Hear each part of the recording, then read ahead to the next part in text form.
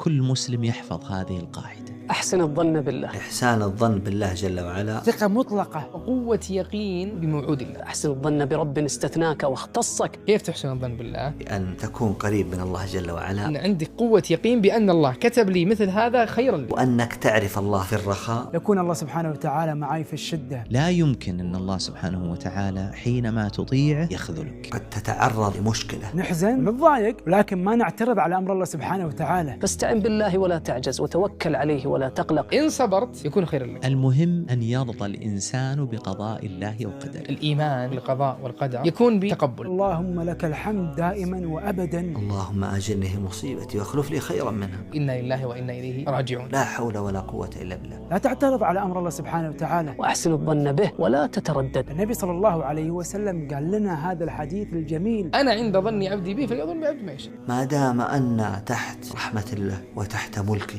وتحت جبروته فنحن في خير. أليس هو اللطيف الخبير الرحيم العليم القادر القوي المانع المعطي سبحانه؟ فلا تخشى ولا تخاف من رب غني كريم قدير رحمن رحيم. الله خلق عباده وهو أعلم بهم وأرحم بهم من أنفسهم، بل أرحم بي من والدتي يوم أن كنت صغير. هو أرحم مني عليه وأعلم مني بي. الله جل وعلا لن يترك عبده مهما يكون. فاطمئن يا قلبي. اللي وقع على الإنسان أحيانا تكون من باب رحمة الله عز وجل بالعبد، حتى يرفع بها منزلته، أو يدفع الله عنك أذى مقدر، حتى الله عز وجل يكفر عنه سيئاته، أو لعله أصلح لحالك ولدينك. يمكن يكون في بينه وبين الله عز وجل ذنب ما تاب منه. الله اختار لي هذا ليراني متقربا إليه، حتى نزداد طاعة وعبادة وقربا إلى الله سبحانه وتعالى. يراني أتصدق، يراني أنفق، يراني أبذل. في كل أمر تقدم عليه افعل الأسباب، ثم أحسن الظن بربك وتوقع أفضل الاحتمالات. سعيك سوف يرى، الله سبحانه وتعالى يعطيك الجزاء الأوفى ما عليك. علينا نحن نتوكل على الله سبحانه وتعالى ونسعى